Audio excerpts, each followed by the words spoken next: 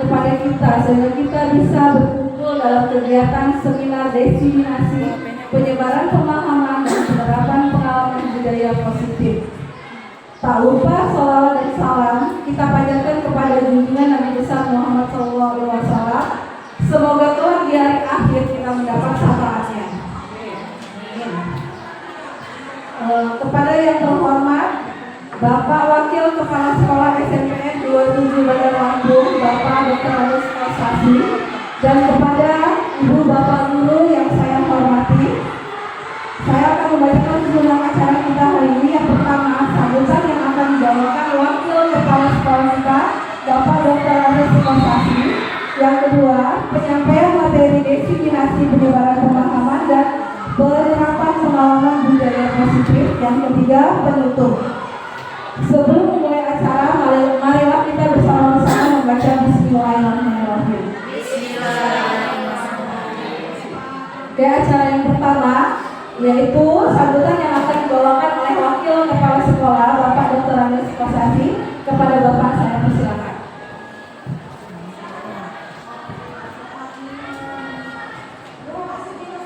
Bismillahirrahmanirrahim. Assalamualaikum warahmatullahi wabarakatuh.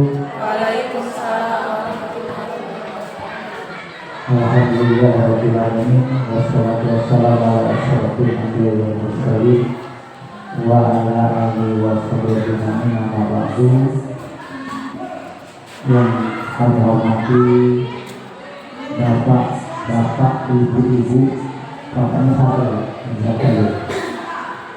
Bapak Ibu, peserta seminar Dinamisasi penyebaran pemahaman dan penerapan pengalaman budaya positif yang disamini oleh adik kami Kartika Sari Lestari, yaitu CDP Angkatan 11 dari SMP 27 Bandar Lampung.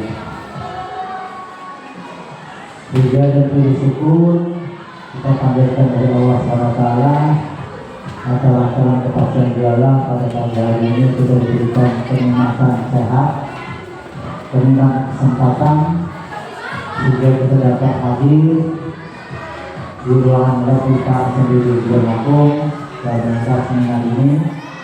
Mudah-mudahan kegiatan kita ini nanti insya Allah mendapat berkah ridho dari Allah SWT. Kemungkinan yang juga saya sampaikan, sebenarnya yang menyampaikan ini sebenarnya Bapak Kepala Sekolah, karena Bapak Kepala Sekolah nanti ada urusan di dinas, maka saya mewakili untuk sama adalah dan mungkin acaranya bisa kita buka dapat berjalan dengan baik ya. Saya mengucapkan banyak terima kasih kepada ibu-ibu yang telah sudi datang menghadiri seminar ini. Karena kita ini nggak lain salah satu awal untuk membentuk atau menyampaikan ilmu-ilmunya kepada siswa kita nanti. Karena saya perhatikan guru mereka ini untuk menjadi guru penggerak. Kalau saya lihat dari perjalanannya itu sangat tajam, sangat susah. Tapi insya Allah bapak-bapak, ibu-ibu atau ibu-ibu di sini mungkin sudah menjadi calon-calon guru penggerak. Saya doakan secara pribadi mudah-mudahan kita akan tercapai nanti lulus dari guru penggerak. Seluruhnya tidak ada halangan apapun. Yang kemudian juga dalam kesempatan ini kami mewakili sekolah, mungkin dalam penyambutan penempatan tidak sesuai. Ya tahu sendirilah ada SMP 27 sekolah gili, di mana-mana banyak kekurangan. Tapi kami berusaha untuk mengapresiasi semua itu, sehingga nanti akan muncul guru-guru penggerak. Selain untuk kita, yang lain-lain juga akan menjadi guru penggerak, terutama yang muda-muda. Kalau saya sudah putus harapan, memang saya berkumpul jadi guru gerak, tapi karena ada aturan umur tidak boleh lebih 50 tahun. Kalau saya sekarang kalau 58 tahun, jadi ya putus harapan. Karena 2 tahun lagi pensiun. Jadi kalau saya mohon kepada ibu-ibu yang masih muda-muda ini, satu semangat, jangan putus asa, tekun. Mudah-mudahan ini menjadi amal ibadah ibu-ibu sekalian. Itu saja saya menyampaikan sekali lagi terima kasih. Apabila ada salah kata atau benar-benar benar, orang lain atau digunakan salah selera, kami mohon maaf. Saya ini wabillahi taufiq wal hidayah. Assalamualaikum warahmatullahi wabarakatuh.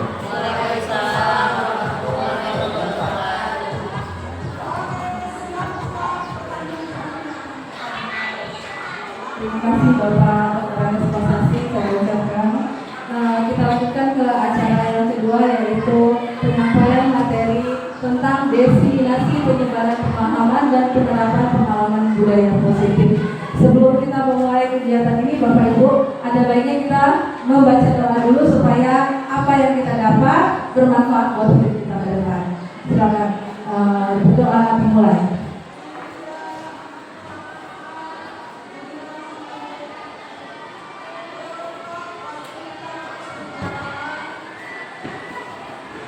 Selesai.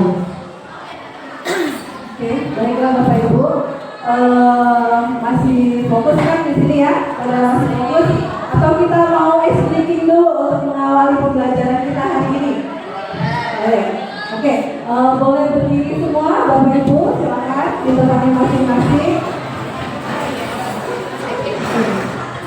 Kita speaking terus semangat ya Bapak Ibu ya. Saya sampaikan dulu ya Bapak Ibu.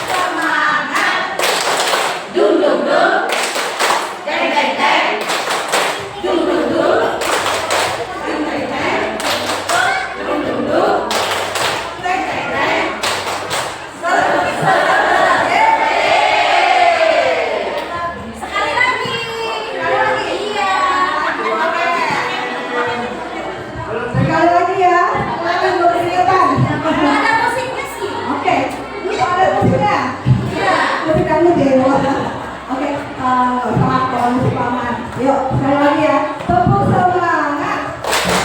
Duduk, teng teng teng, teng teng teng, duduk, teng teng teng, teng teng teng.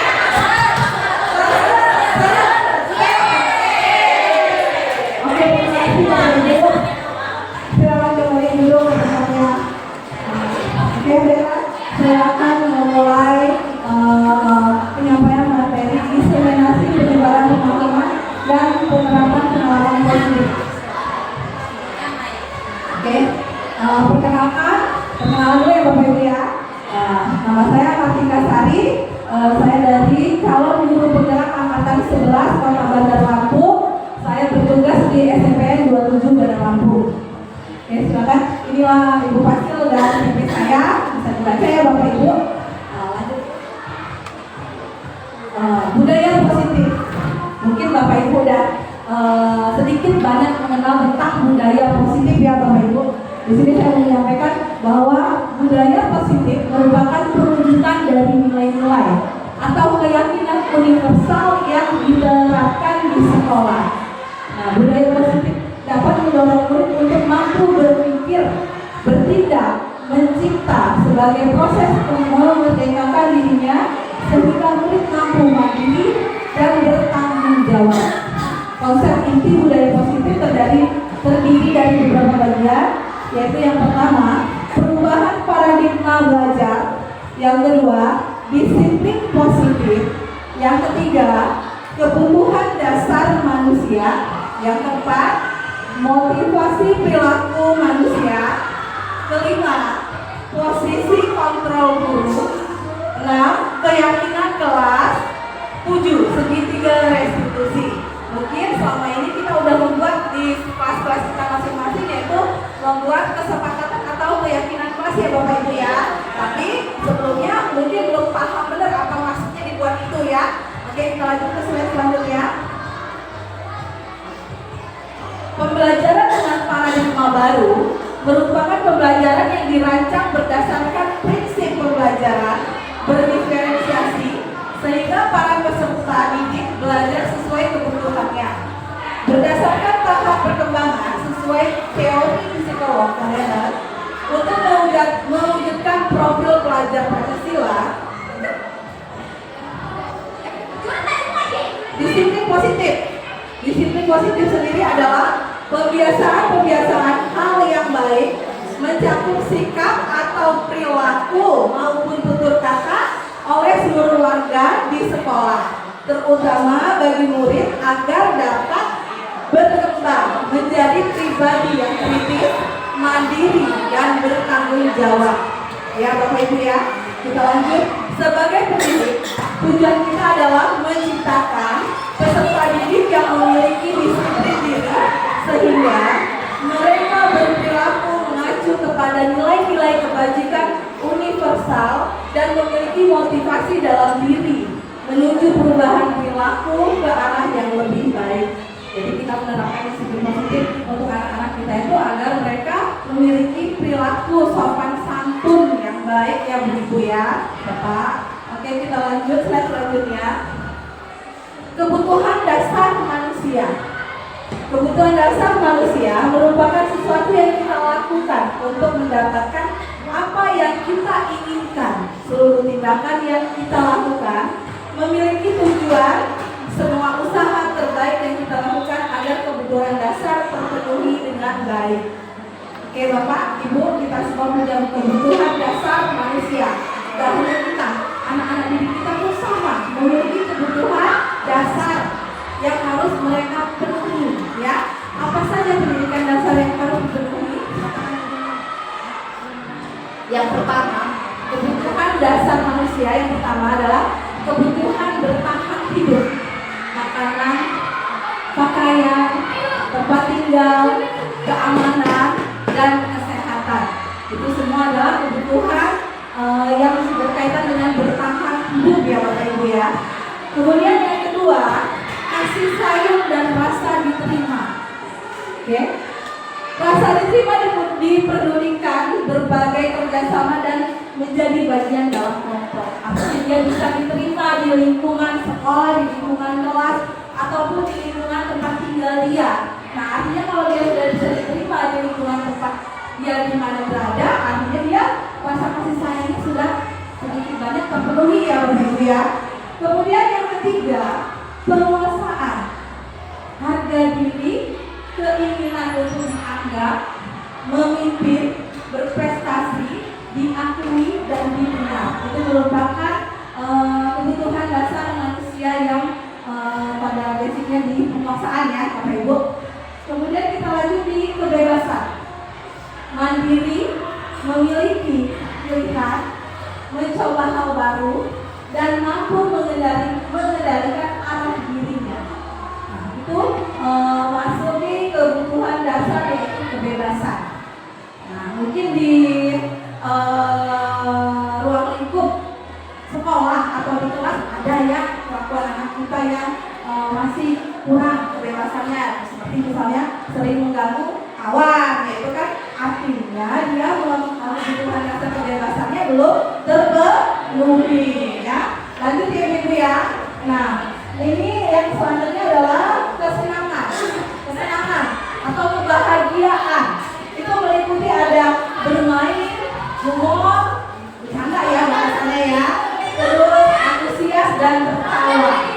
Jika anak didik kita sudah memasuki atau kebutuhan dasarnya sudah terpenuhi, itu dia tidak akan saat belajar dia akan bercanda-canda, pasti dia akan fokus ya Bapak Ibu ya. Nah, inilah kebutuhan dasar manusia yang harus dimiliki ya. Gak hanya anak didik, kita pun sama ya.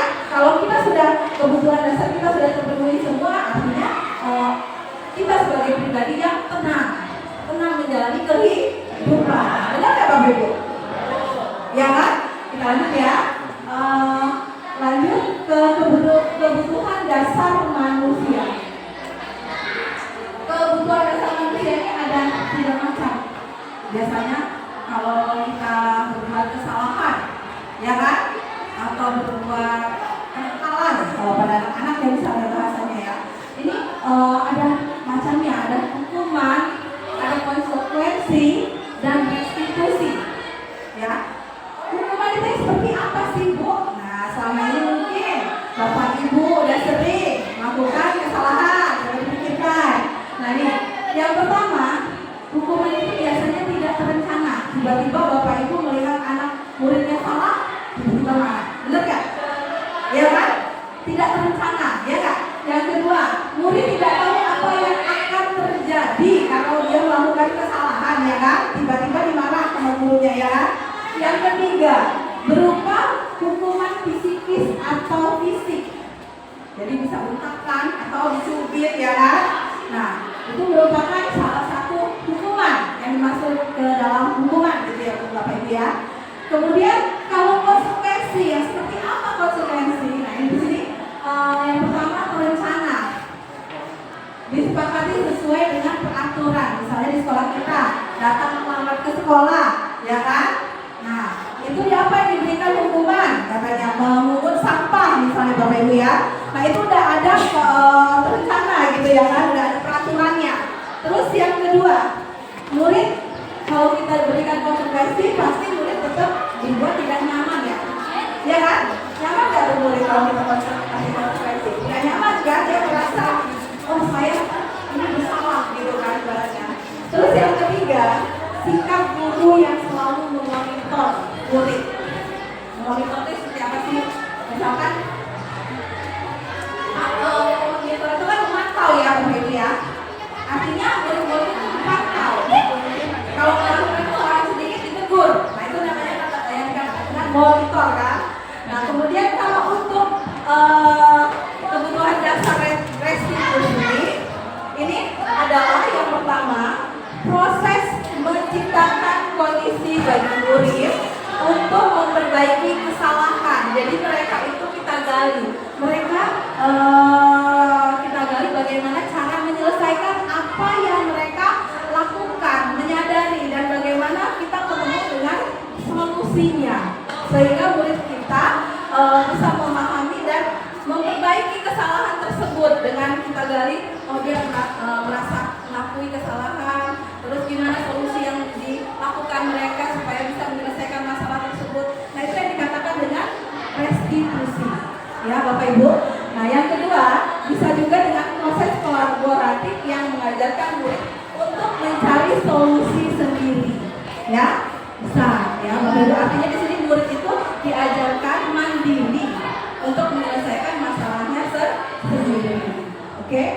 Nah, dari ketiga ini, halo Bapak Ibu, yang kira-kira membuat Bapak Ibu, murid Bapak Ibu nyaman kalau mereka melakukan kesalahan, itu yang mana ya Bapak Ibu? Restitusi pastinya ya.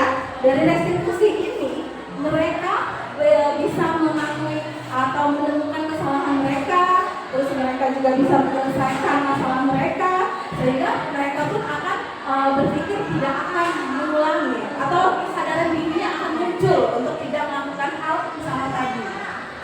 Paham Bapak Ibu? Oke, kita lanjut ke posisi kontrol guru. Posisi kontrol guru ada 5. Yang pertama, penghukum. Nah, itu tadi ya. Itu pasti murid mereka akan nyaman sekali kalau kita hukum. Mereka rasanya memiliki rasa sakit hati dengan kita, ya kan? Merasa benci dengan guru, ya kan? Nah, kemudian yang kedua, membuat merasa bersalah. Jadi kayak dijas gitu loh. Aku salah ya, gitu bahasanya. Aku melakukan kesalahan ya, sedih banget gitu kan. Seolah-olah mereka itu gimana ya, memiliki rasa penyesalan ya. Kemudian yang ketiga, sebagai teman. Mungkin Bapak Ibu pernah dengan anak murid, ayo dong nak, tolong dibunguti sampah-sampahnya, biar bersih lingkungan kita. Nah, itu kan kita posisi sebagai teman ya Bapak Ibu ya. Nah, kita lanjut di pemantau. sebagai pemantau. Pemantau itu artinya yang memonitoring, ya kan? Melihat, mengamati, menegur, ya kan bahasanya ya. Terus yang kelima adalah sebagai manajer. Manajer ini Bapak Ibu, kita mengarahkan anak untuk melakukan hal yang positif, Bapak Ibu ya. Oke, bisa kita lanjut? Oke, kita lanjut ke slide. Nah, di sini ada contoh kasus ya Bapak Ibu ya. Bisa saya bacakan ya. Nah, di sini saat guru menduduki posisi kontrol membuat merasa bersalah kepada murid ya. Kita baca ya Bapak Ibu ya. Nada suaranya memuas, halus, sedih, bahasa tubuhnya merapat pada anak. Jadi seolah-olah anak kita rangkul ya kan, kita mengelas dengan mereka. Terus, nah ini kata-katanya, Adi, kamu ini bagaimana? Kamu sudah berjanji dengan ibu tidak akan terlambat lagi. Kamu kenapa ya senang sekali mengecewakan ibu? Ibu benar-benar kecewa sekali.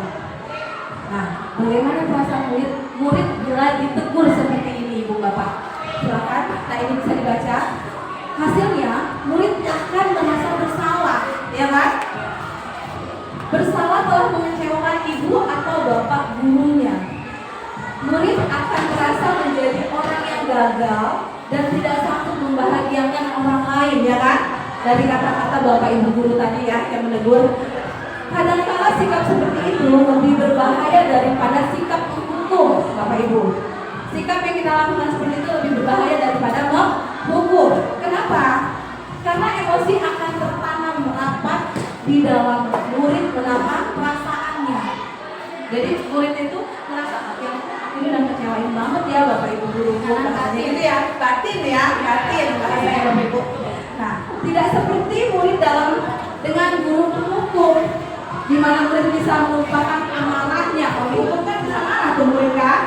Nah, walaupun dengan cara negatif, murid tertekan seperti inikah yang tiba-tiba bisa memutus amanahnya dan bisa menyakiti diri sendiri atau orang lain. Yang bahasanya dia udah menyimpan tekanan negatif, lama-lama dia akan meluapkan pada suatu saat dia dengan kesalnya, bahasanya Bapak Ibu ya. Nah, itu yang lebih berbahaya daripada kita marahin murid, tapi murid juga malah itu marah ya kan. Nah, itu yang maka sebenarnya cuman lebih baiknya kita gunakan dengan pendekatan posisi manajer ya Bapak Ibu ya. Oke, kita lanjut ke kasus yang kedua, boleh kita lihat.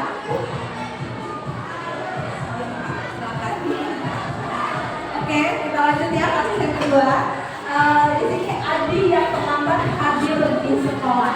Nah, penghukum, dia punya dengan menghukum ya. Nah, ada suaranya tinggi, terus bahasa tubuhnya nampaknya melotot, ya kan? Jarinya menunjuk-nunjuk ya.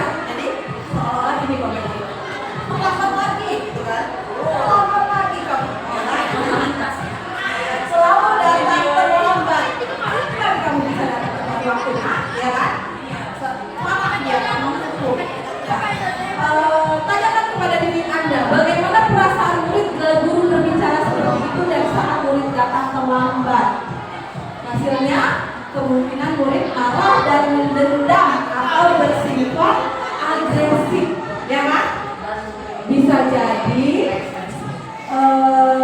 sesudah kembali duduk, murid tersebut akan mencoret-coret buku atau meja, ya kan? Tulis-tulis tuh buku atau mejanya. Lebih buruk lagi, sepulang sekolah murid tersebut melihat motor atau mobil bapak ibu guru menggores kendaraan tersebut, bahkan mengempesin ban. Ya kan? Ada rasa dendam karena dihukum, ya kan? Bapak Ibu ya. Oke, kita lanjut. Sebagai teman, sebagai teman ya. Nah ini, nada suaranya ramah, akrab, bercanda, bahasa tubuhnya merapat kepada anak. Terus mata dan senyum jenaka sambil bercanda-bercanda gitu ya Bapak Ibu. Oke. Nah ini percakapannya, Adi, ayolah, bagaimana sih kamu, ya kan? Kemarin kamu sudah janji ke bapak bukan? Kenapa terlambat lagi? Gitu kan sambil bercanda ya, sambil tertawa ringan. Ya sudah, tidak apa-apa. Duduk dulu. Guru bantu kamu ini. Kita sambil senyum-senyum ya Bapak Ibu ya. Nah, bagaimana perasaan murid dengan sikap guru seperti ini? Nah, kita baca ya Bapak Ibu ya. Hasilnya, murid akan merasa senang dan akrab dengan guru. Ini termasuk dampak yang positif Bapak Ibu. Hanya saja ada sisi negatif murid menjadi tergantung pada guru tersebut. Bila ada masalah, dia merasa bisa mengandalkan guru tersebut untuk membantunya. Akibatnya, dari posisi ini adalah Adi hanya akan berbuat sesuatu bila ada yang menyuruh. Misalnya, guru tersebut dan belum tentu berlaku pada guru yang sama. Tahu nggak Bapak Ibu? Pernah nggak? Murid yang akrab dengan kita, kalau kita kasih pendekatan sebagai teman, murid itu akan sopan, patuh pada kita. Tapi belum tentu dengan guru yang lain. Ada sisi negatif dan ada sisi positif. Ya Bapak Ibu ya. Kita lanjut. Masih fokus? Masih. Apa mulai sedikit lagi? Oke, masih lah ya Bapak Ibu ya, baru berapa menit ya. Oke, kita lanjut ya. Oke, sebagai pemantau ya Bapak Ibu, nada suara datang, bahasa tubuh normal. Jadi biasa aja kalau bahasa misalkan ya. Oke, nah ini percakapannya. Adi, tahukah kamu jam berapa kita mulai? Tahu Pak? Kamu terlambat 15 menit. Apakah kamu sudah mengerti konsekuensi yang harus dilakukan bila terlambat datang ke sekolah? Ya kan? Kemudian Adi menjawab, paham Pak. Saya harus tinggal kelas pada jam istirahat nanti dan mengerjakan tugas ketertinggalan saya. Ya benar. Nanti pada saat jam belajar istirahat, kamu harus tinggal di kelas dan menyelesaikan tugas yang tertinggal tadi. Saya tungguin, kata bapak gurunya ya. Kemudian, kira-kira bagaimana perasaan murid diperlakukan seperti ini Bapak Ibu? Kita lihat jawabannya. Hasilnya, murid memahami konsekuensi yang harus dijalankan karena telah melanggar salah satu peraturan sekolahan. Kemudian guru tidak menunjukkan suatu emosi yang berlebihan, menjadi marah atau membuat rasa bersama anak, ya. Tetapi mereka si Adi akan kesalahannya, ya kan, sini Bapak Ibu ya.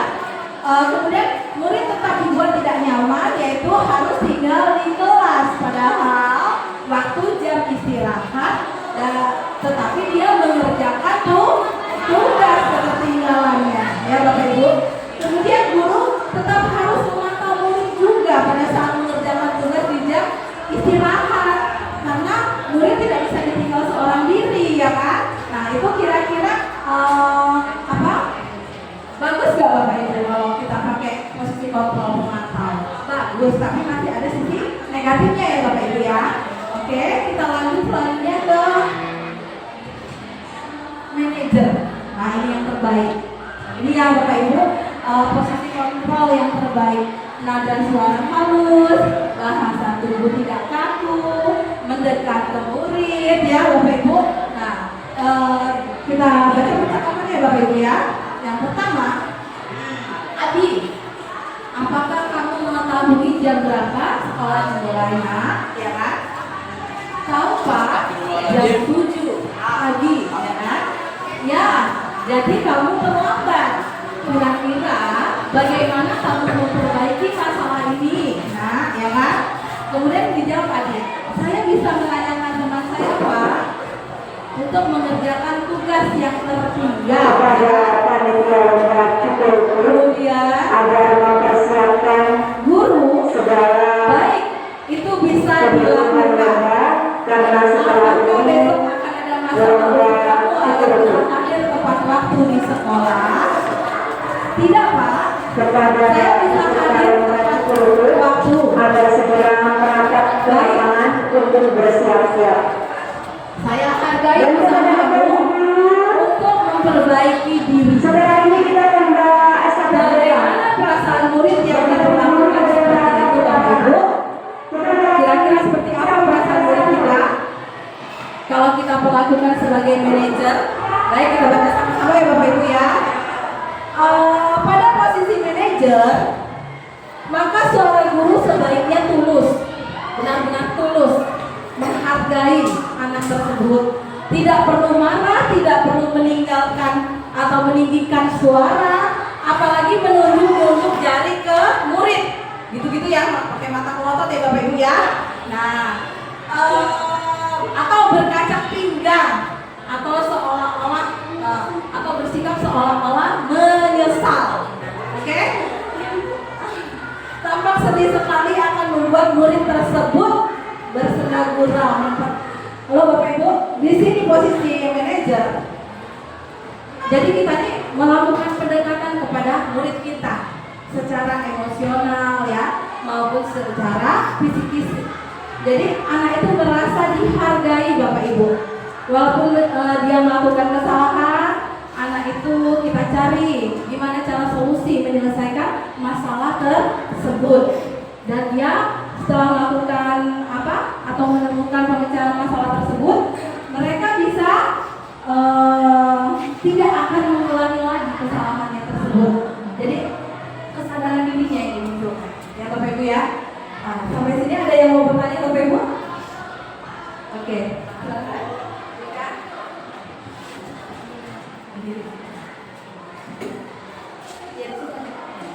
Assalamualaikum warahmatullahi wabarakatuh. Waalaikumsalam warahmatullahi wabarakatuh. Saya ingin bertanya tentang kebutuhan dasar manusia restitusi, yaitu menyadarkan dan menyelesaikan permasalahan siswa itu sendiri. Menurut Ibu, kita sebagai seorang guru, solusi seperti apa untuk menyelesaikan permasalahan ketika kita mendapatkan anak-anak yang spesialis, maksudnya itu yang mungkin di latar belakang keluarganya yang broken home ataupun memang kurang perhatian seperti itu. Apakah sebagai teman, ataukah sebagai manajer, ataukah sebagai tadi yang dijelaskan ada 4 poin tadi yang telah dijelaskan 5 poin ya.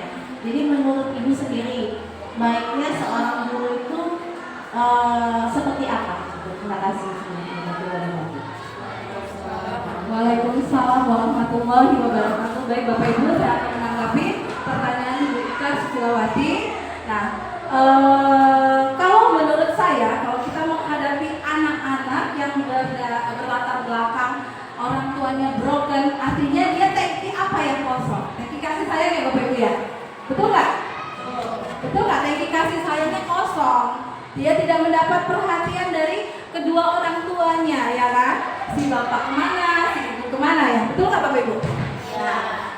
Solusi apa yang kita lakukan, dengan cara apa? Yaitu dengan cara pendekatan kita sebagai yang lebih tepat adalah manajer. Dengan apa? Dengan apa? Dengan cara kita memberikan perhatian kepada anak tersebut, Bapak Ibu. Sering-sering kita ajak ngobrol anak tersebut. Apa yang mereka keluh kesahkan ya? Apa yang mereka rasakan saat berada di sekolah ya kan? Jadi mereka kita paham tangki kekurangannya yang mana ya kan? Nah dari situlah, dari perhatian kita seorang guru kepada siswa dengan cara kita sering mengajak ngobrol, mengajak konsultasi, insya Allah tangki kasih sayang itu akan bertambah ya kan? Insya Allah anak tersebut akan perilakunya akan menjadi lebih baik daripada sebelumnya Bapak Ibu ya. Oke Bapak Ibu, bisa kita lanjut atau mau ice drinking dulu? Kayaknya udah pada berkerut-kerut, jenuh mendengarkan 5 kasus yang panjang lebar ya Bapak Ibu. Kita ice drinking lagi ya. Oke. Yuk kita berdiri sama-sama. Kita apa nih? Mau apa nih? Nyanyi aja. Bisa dibantu Bu Diana yang tangan ke atas menggapai bintang itu ya. Bu Diana. Tangan ke atas menggapai bintang, tangan ke samping burung yang terbang, tangan ke depan bebek berenang,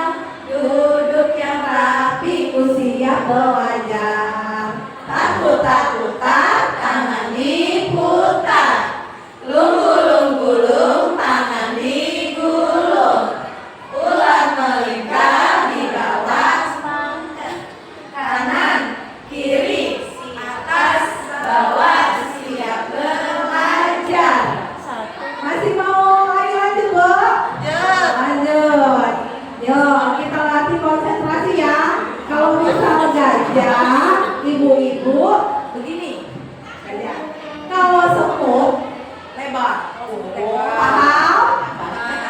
Ya, oke, saya kasih arahan. Semut, gajah, semut, gajah. Oke, tepuk tangan. Artinya Bapak Ibu masih konsentrasi ya, nggak ada yang salah ya, alhamdulillah.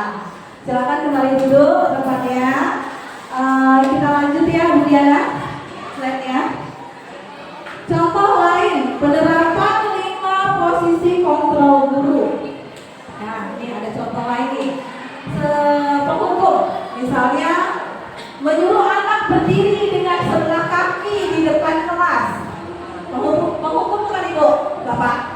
Penghukum ya. Nah, yang kedua, membuat merasa bersalah. Kesekian kali Ibu sudah ingatkan kamu, senang ya melihat Ibu terus-terusan bertindak seperti ini, seolah-olah menyalahkan anak, iya kan? Nah, anaknya merasa bersalah. Bagus gak Bapak Ibu? Tidak ya? Oke, kita lanjut. Sebagai teman, ayo dong, kamu kerjakan tugasnya. Nanti kalau sudah selesai kita main games. Biasanya anak senang nih, ya kan? Bapak Ibu senang betah di kelas karena permainan games, ya kan? Oke, tadi kan ada sisi negatif maupun ada sisi positif. Ya, belum tentu dengan guru yang lain dia akan merasa senang dan senyaman dengan guru yang menggunakan metode sebagai temanan, ya kan? Nah, kita lanjut ke pemantau. Kamu sudah melakukan kesalahan dan sudah mengetahui konsekuensinya. Sekarang selesaikan dan segera kumpulkan. Nah, itu sebagai pemantau ya Bapak Ibu ya. Serius bahasanya kalau sebagai pemantau, tidak ada bercanda-bercanda ya kan. Tapi dia tidak marah ya kan posisinya. Lanjut ke selanjutnya sebagai manajer. Sebagai manajer itu dia bisa diawali dengan kata-kata, apakah kamu tahu kesalahanmu nak? Ya kan? Kita tanya dulu kesalahan dia di mana, ya kan? Biar dia mengetahui posisi kontrolnya di mana nih, ya kan? Kesalahan dia di mana? Apa yang dia perbuat, ya kan? Kemudian tanyakan keyakinan sekolah, apa yang kamu langgar dan apa yang kamu lakukan untuk menyelesaikannya. Artinya kan di dalam kelas dan kita buat kesepakatan kelas, ya kan? Tanyakan apa keyakinan yang sudah dilanggar kepada anak tersebut. Lalu kita menyuruh dia untuk bagaimana cara kamu menyelesaikan masalah tersebut. Paham Bapak Ibu? Kalau di posisi manajer ini kita hanya sebagai apa sih yang mengarahkan supaya mereka menemukan kesalahan mereka di mana, terus solusinya apa dari diri dia sendiri. Paham ya Bapak Ibu ya? Oke, lanjut. Nah, saya mau tanya nih sekarang ke Bapak Ibu. Tadi saya ditanya, sekarang saya mau nanya nih. Sama-sama berpikir ya Bapak Ibu. Saya kecewa sekali dengan kamu. Posisi kontrolnya apa ya kira-kira? Saya kecewa sekali dengan kamu nak. Apa ya Bapak Ibu? Saya kecewa sekali dengan kamu nak. Silakan. Silakan. Boleh? Boleh.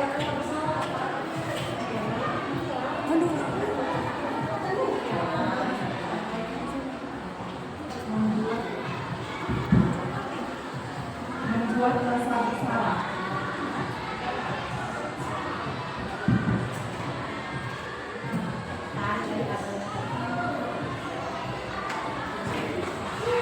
Membuat rasa bersalah.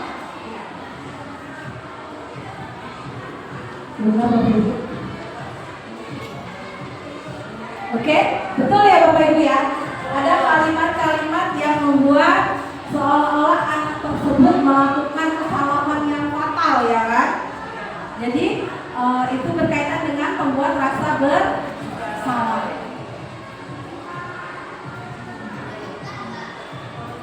Oke, selanjutnya.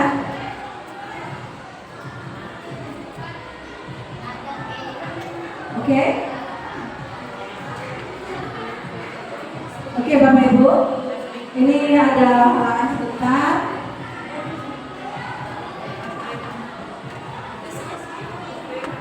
Oke, kita ice breaking lagi ya Bapak Ibu ya. Oke, kita mau ice breaking apa nih? Mau es breaking nyanyi atau gimana? Bu Ika ya, Bu Ika ya. Oke, silakan. Ayo Bu Ika berdiri. Bapak Ibu silakan berdiri dulu, kita es breaking lagi biar semangat ya, biar semangat lagi. Silakan Bu Ika.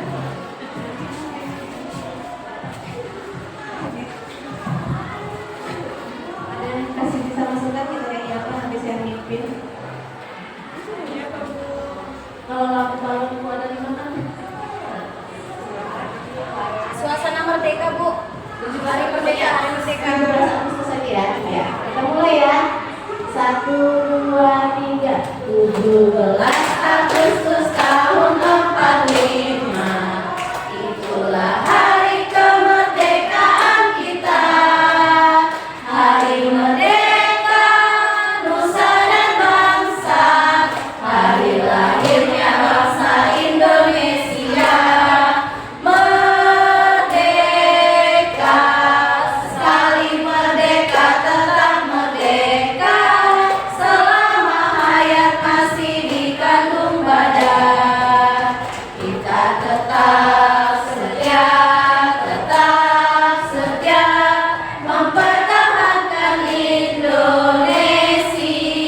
Kita tetap setia membela negara kita ya. Terima kasih Bapak Ibu, ini dalam suasana 17 Agustus ya Bapak Ibu, besok hari kemerdekaan HUT RI kita ya Bapak Ibu. Alhamdulillah. Yang keberapa Bapak Ibu? 79 tahun ya. Oke, kita lanjut Bapak Ibu ya. Sudah semangat, kita lanjut kembali. Betul sekali yang dijawab Bu Akila, yaitu membuat merasa bersalah.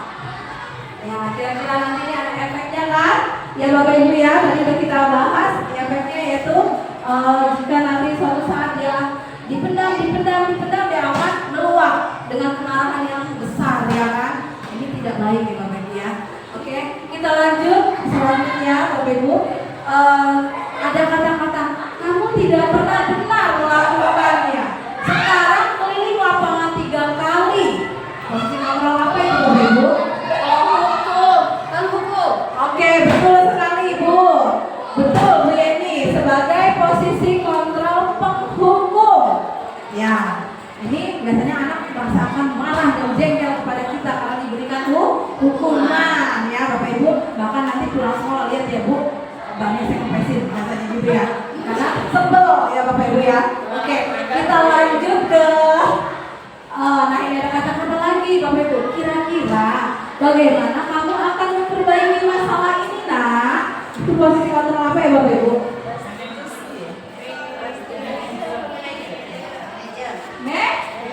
Manager. Betul sekali. Silakan kemudian nanti slide-nya lanjut.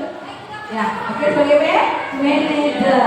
Kita sebagai pengontrol anak-anaknya Bapak Ibu. Kita arahkan kita berbuat kebaikan atau bersikap yang baik ya. Lanjut. Ayolah lakukan demi Bapak Ibu guru nak. Apa ya? Ayolah lakukan demi Bapak Ibu guru nak. Sebagai apa?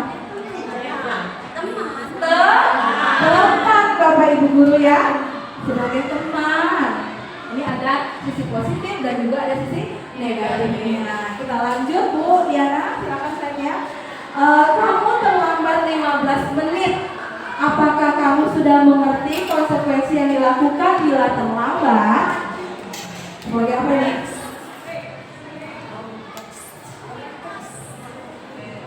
Sebagai apa? Ayo. Apakah sebagai teman, manajer, pemantau, pemantau ya Bapak Ibu ya. Ini sebagai pemantau karena udah ada ketetapannya atau kayak peraturannya ya Bapak Ibu ya. Kamu terlambat 15 menit. Apakah kamu sudah mengerti konsekuensi yang dilakukan bila terlambat ya kan? Sudah ada konsekuensinya ya. Ini sebagai pemantau. Kita lanjut Bu Diana. Keyakinan kelas. Nah, kita lanjut ke materi selanjutnya yaitu keyakinan kelas. Mungkin selama ini Bapak Ibu sudah menyuruh anak membuat keyakinan kelas ya. tapi selama ini masih gamblang bahasanya. Untuk apa sih keyakinan kelas ya kan? Atau bahkan anak pun sendiri belum paham ya kan? Dibuat untuk apa ya kan, Bapak Ibu? Nah, keyakinan kelas merupakan kesepakatan kelas yang diyakini bersama guru dan murid dengan harapan dapat meningkatkan kedisiplinan murid, Bapak Ibu, baik di kelas maupun nanti imbasnya ke sekolah. Nah, keyakinan kelas ini berupa pernyataan universal yang dibuat dalam bentuk positif dan bersifat abstrak.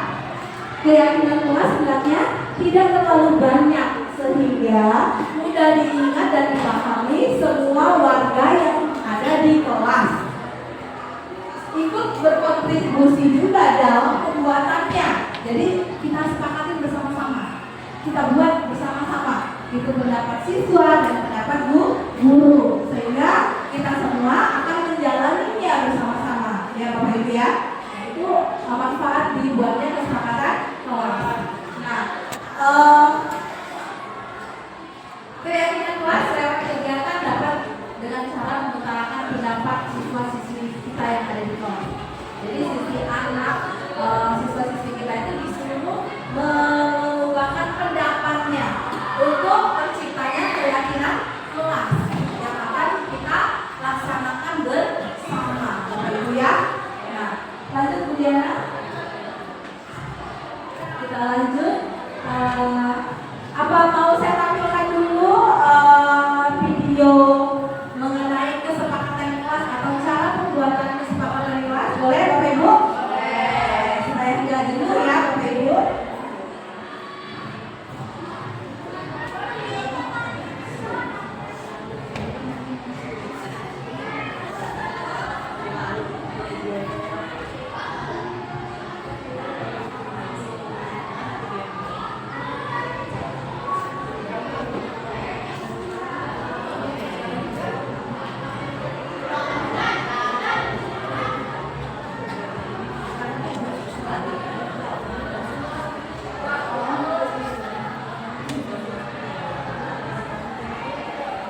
Bapak Ibu, ini suaranya nggak ada.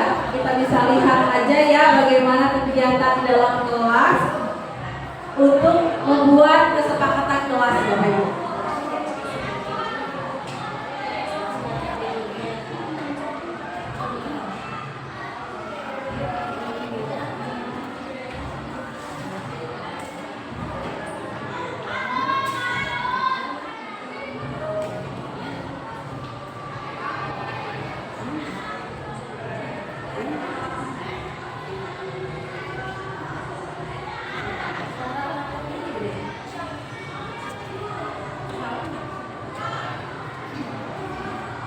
Bisa kita tonton ya Bapak Ibu.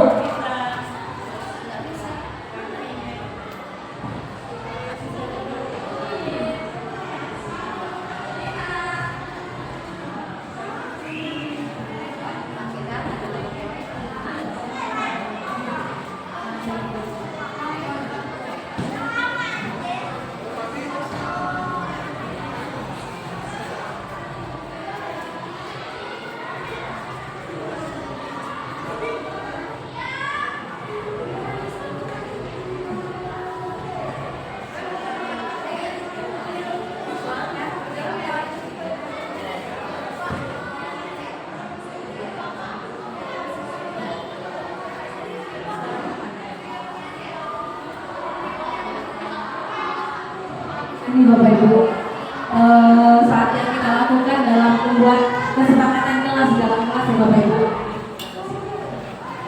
Dicatat, bisa dicatat. Nah, apa yang dilakukan Ibu guru di dalam video ini Bapak Ibu? Nah, yang menjelaskan dulu kesepakatan kelas itu apa, tujuannya apa, dan untuk apa ya Bapak Ibu. Yang pastinya untuk dilaksanakan oleh kita sebagai penghuni kelas, baik itu siswa dan siswi ataupun gurunya ya Bapak Ibu. Yang pertama dia lakukan adalah dia memberikan kesempatan kepada siswa-siswinya untuk memberikan pendapat, Bapak Ibu ya, memberikan pendapat atau masukan untuk tentang keyakinan kelas atau kesepakatan kelas yang akan dijalani, Bapak Ibu ya. Kemudian apa yang dilakukan lagi? Dilakukannya itu apa lagi? Yaitu kita sebagai penghuni kelas dan sebagai guru memilih yang mana keyakinan yang sama, ya kan? Yang mana ya keyakinan yang berbeda. Nah, kemudian kita bacakan semua kesepakatan kelas yang sudah ditulis siswa-siswi kita, lalu kita tanya kepada siswa-siswi kita apakah kesepakatan itu sesuai dengan keinginan kita bersama dan apakah bisa kita menjalani semuanya, gitu kan? Nah, setelah siswa dan siswi kita memahami dan menyetujui keyakinan kelas tersebut, maka kita akan membuat kesepakatan kelas tersebut dalam bentuk apa? Dalam bentuk apa, Bapak Ibu? Dalam bentuk apa? Kayak majalah di dinding supaya bisa dilihat dan selalu diingat oleh anak-anak kita di dalam kelas. Apabila mereka melakukan suatu apa? Hal yang melanggar kesepakatan kelas, baik itu menjadi ragu-ragu mereka, ya, sehingga dia anak-anak kita itu bisa disiplin di dalam kelas, Ibu ya. Oke, kita lanjut slide selanjutnya.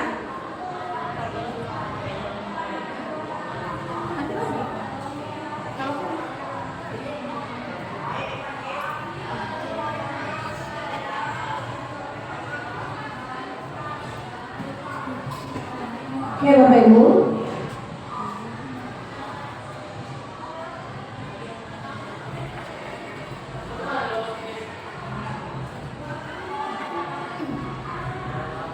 Oke, Bapak Ibu, sampai sini paham nggak kira-kira penyampaian saya mengenai disiplin positif? Semoga nanti ilmunya bermanfaat ya, Bapak Ibu ya. Nah, ini nanti kita lanjutkan slide-nya lagi. Ini kita lanjutkan ke segi tiga restitusi, bagaimana kita menyelesaikan masalah kepada anak kita sebagai control manager, Bapak Ibu ya.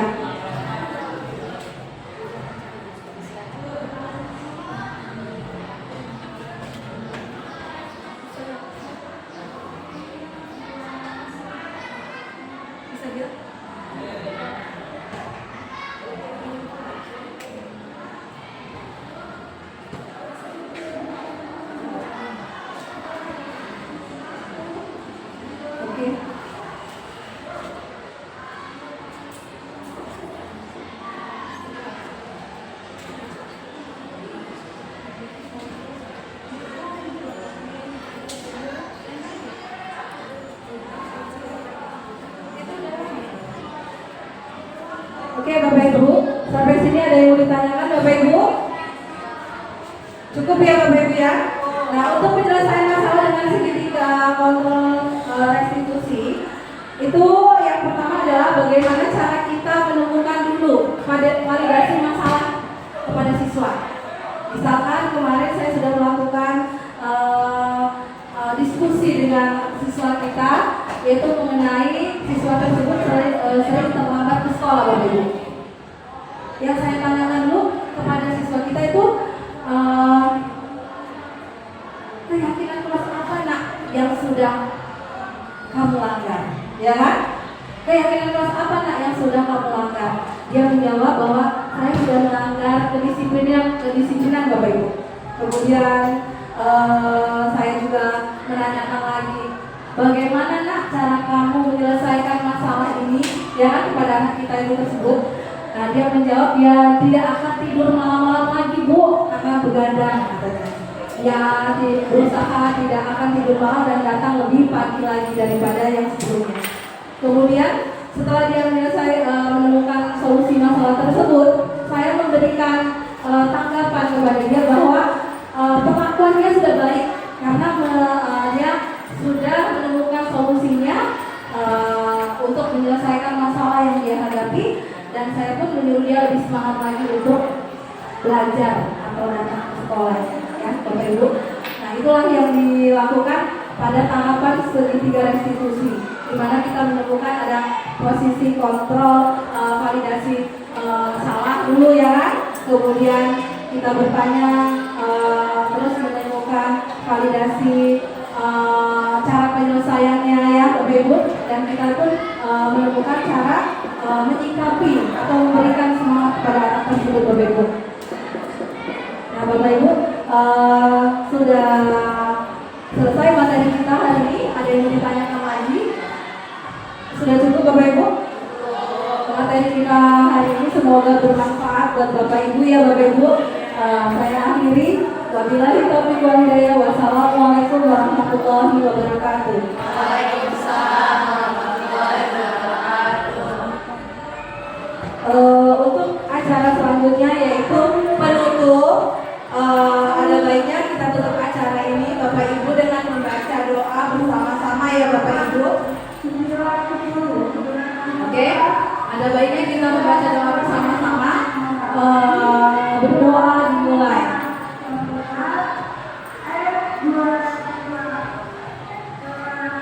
Kepada Bapak Ibu Guru, harap segera menunggu lapangan. Kita akan melangsung gelaran lomba estafet bola. Saya Bapak Ibu, alhamdulillah semoga ilmu yang saya sampaikan Kita hari ini bermanfaat buat kita semua untuk mencerdaskan anak kita ya Bapak Ibu. Saya akhiri. Wabillahi taufiq wal hidayah. Wassalamualaikum warahmatullahi wabarakatuh.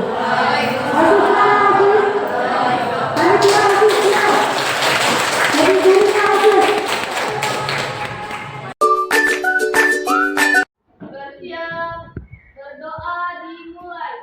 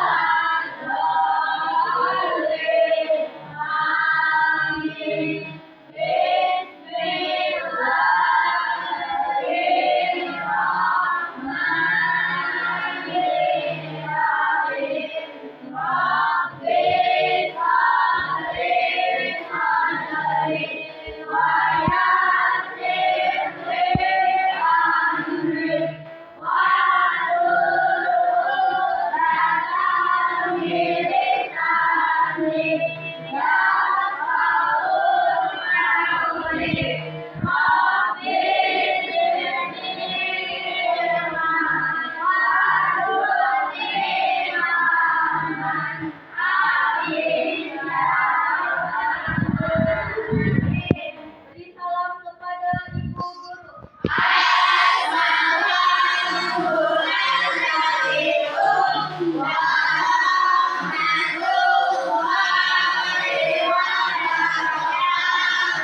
Waalaikumsalam warahmatullahi wabarakatuh. Gimana kabarnya anak Ibu? Baik. Alhamdulillah sehat semua ya. Ada yang temennya nggak masuk? Ada. Siapa? Siapa?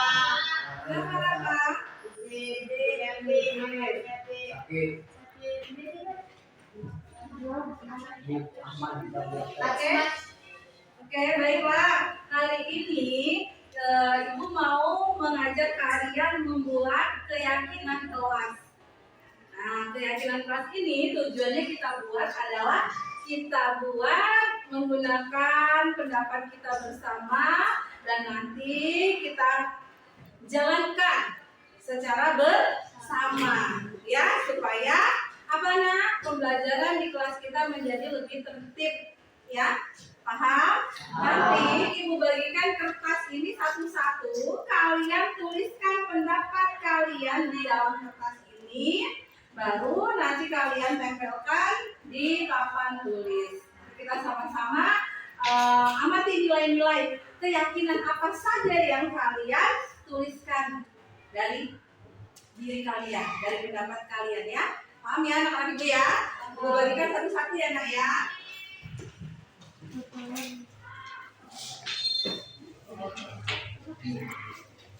Silakan keluarkan pensilnya atau penanya, diisi keyakinan kalian untuk kelas kita apa?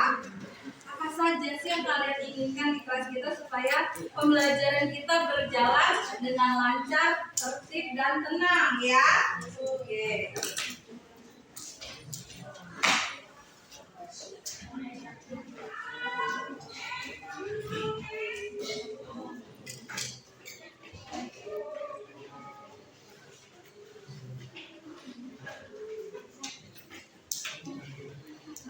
Untuk mengenai keyakinan ini, kalian sudah paham belum kan?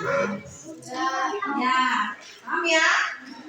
Silakan apa yang kalian inginkan dari kelas kalian supaya pembelajaran kita di kelas menjadi tertib, ya?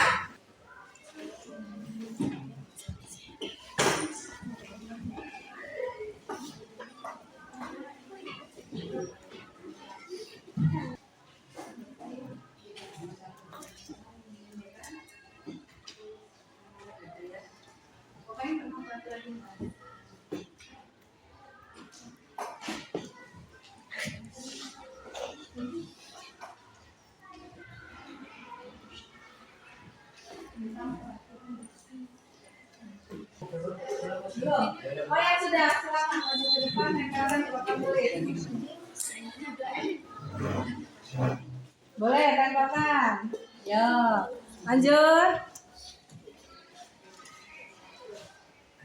Silakan. Gak apa-apa, ayo. Gak apa-apa. Silakan.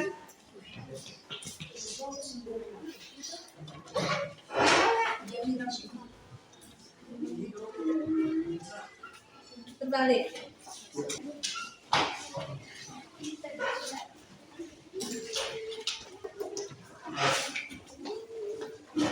Oke. Yang lain silakan.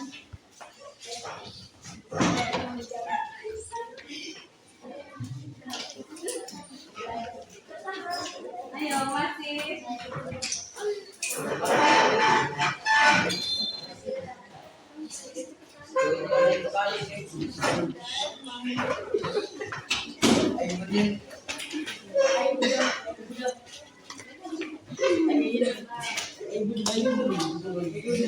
Ayo yang lain.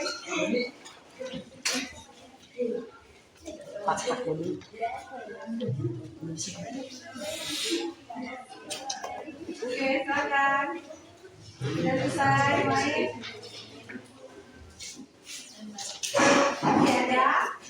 Oke, silakan ditunggu. Udah semua? Tuh, oke. Siapa yang belum? Oke, nah. Halo. Kalian sudah memberi pendapat. Alhamdulillah anak-anak, ini udah pendapat kalian semua tentang keyakinan yang kalian inginkan di kelas kalian, ya. Coba Ibu minta perwakilan 2 orang, cewek ataupun cowok, boleh cewek-cewek atau cowok-cowok juga nggak apa-apa, untuk membacakan pendapat dari kalian semua tentang keyakinan yang akan dibuat di dalam kelas ini. Silakan. Siapa yang mau maju ke depan? Rani? Bisa Rani? Bisa Bu. Aan? Oke, silakan Rani dan Aan. Tolong Ibu, yuk maju ke depan. Rani yang warna hijau dan pink, boleh. Warna kuning ya semua ya, boleh. Oke, yang pertama, teman-teman tolong dilihat. Saya ingin kelas 8A bersih selalu supaya lebih nyaman. Oke, nilai apa nak yang terdapat? Saya ingin bersih selalu. Nah,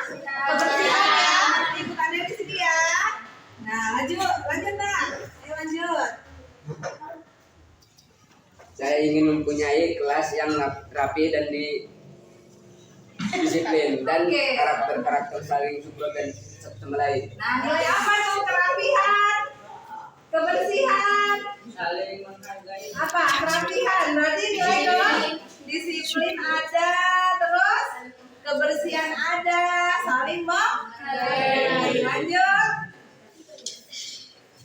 Saya ingin kelas yang damai dan tertib. Saya ingin kelas yang damai dan tertib. Damai, damai. Nilai apa? Hah? Damai. Saling menghormati. Terus? Masuk kelas tepat waktu. Tadi kedamaian dan kebersihan. Berarti nilai kebersihan. Ayo Aan, silakan. Masuk kelas tepat waktu. Apa itu? Nilai apa? Lanjut. Saya ingin tidak ada yang mencontek. Apa itu? Lanjut. Saya ingin kelas saya bersih dan nyaman. Tidak ada yang mencontek. Tidak ingin datang terlambat. Kebersihan ada, bersih dan nyaman ya. Terus disiplin ada, nilai kebersihan, disiplin dan kejujuran. Silakan Rani. Saya tidak mau bolos pelajaran. Tidak mau bolos, itu apa tuh nilai? Aan, Menjadi ramah dan sopan. apa itu nak? Saling Saya ingin kelas bersih. apa tuh? Kebersihan. Saya ingin kelas tidak ada keributan dan saya mau kelas bersih dan rapi. Keributan itu apa? Saling menghargai.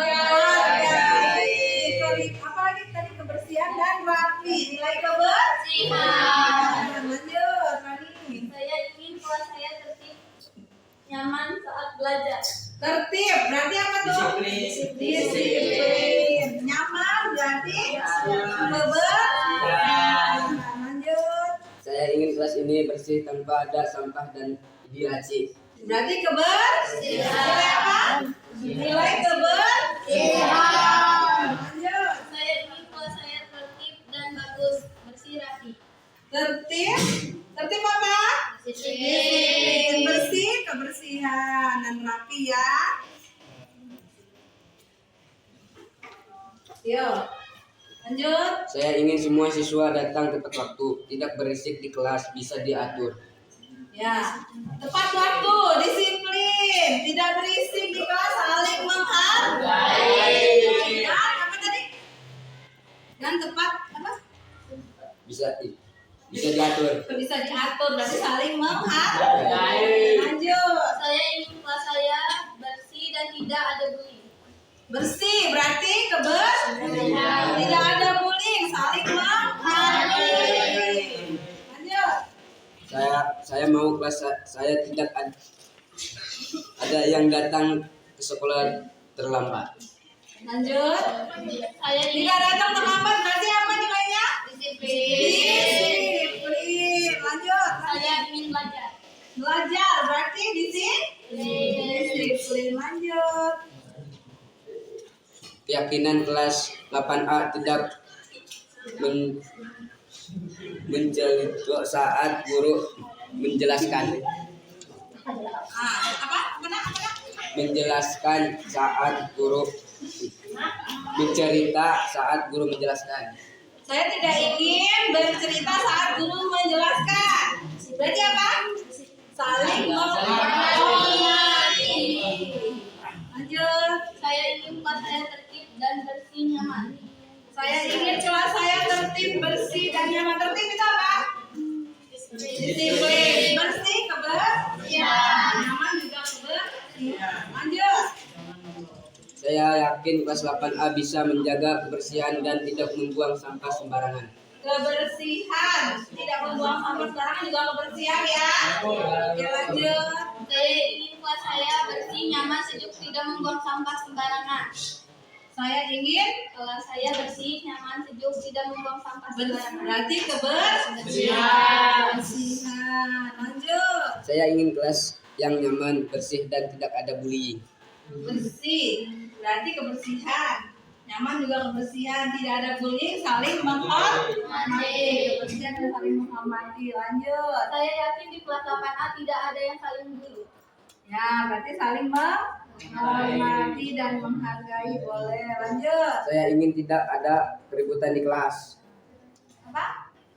Saya ingin tidak ada keributan di kelas. Berarti saling menghormati dan menghargai. Lanjut. Masih banyak? Mana? Dibantu ya sama Nani ya. Oke, silakan Nani dibantu nah. Saya ingin kelas saya nyaman, bersih, dan tidak ada bully. Nah, berarti kebersihan dan saling menghormati atau menghargai ya? Menghargai ya? Lanjut. Tidak ada yang berisik dan menyontek di kelas. Tidak ada yang berisik, berarti saling menghormati. Tidak menyontek berarti nilai apa lah? Kejujuran. Lanjut. Udah selesai?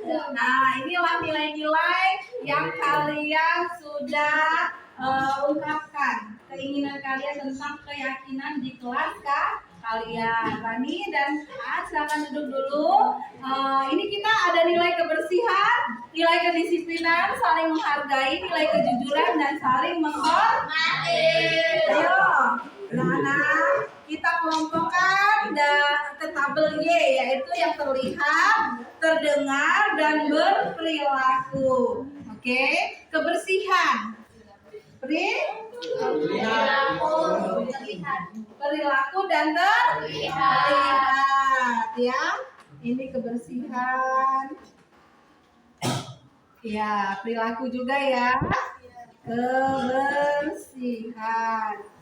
Disiplin, masuk ke tabel yang mana? Perilaku, disiplin. Terlihat gak? Terlihat. Disiplin ya. Halo. Oke. Saling menghargai. Halo. Saling menghargai. Hah? Saling menghargai. Maksudnya ke? Nah, saling menghargai. Terlihat, terdengar? Terlihat. Masuk saling menghargai. Kata-kata. Biasanya kalau kita tidak menjadi teman atau tidak berkata kasar, terdengar ya, masuk ke terdengar. Saling menghargai. Halo, kejujuran. Terlihat, terdengar. Kejujuran. Terlihat ya. Terus masuk ke terdengar juga. Kata-kata jujur ya. Masuk ya. Kejujuran. Berperilaku juga ya. Masuk ya nak ya. Kejujuran. Saling menghormati. Berperilaku. Ya, dari kata-kata juga bisa saling menghormati ya nak ya. Saling menghormati. Ini juga terdengar juga ya. Dari kata-kata juga ya. Saling menghormati. Ini juga saling menghormati. Oke, alhamdulillah kalian sudah bisa mengungkapkan apa yang kalian inginkan di kelas kalian ini ya kan? Nah, kira-kira kalian semua sepakat gak dengan apa yang kalian inginkan tentang kelas kita? Sepakat. Oke, kalau ini sudah sepakat, berarti besok tinggal kita buat di kantor, ya kan? Nah, di kantor kita tulis peraturan-peraturan atau keyakinan yang kita inginkan di kelas kita. Nanti Ibu tanda tangan di karton tersebut. Jelas anak-anak? Jelas.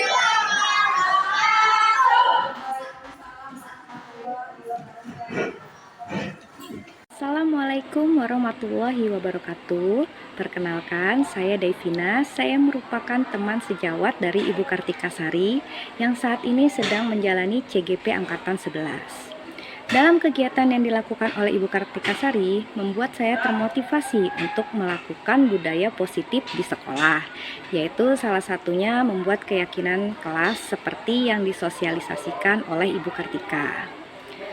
Alhamdulillahnya banyak dampak positif yang ditimbulkan dari keyakinan kelas ini, baik itu untuk siswa maupun untuk guru itu sendiri. Hal ini akan mampu menciptakan pembelajaran yang aman, nyaman, dan menyenangkan.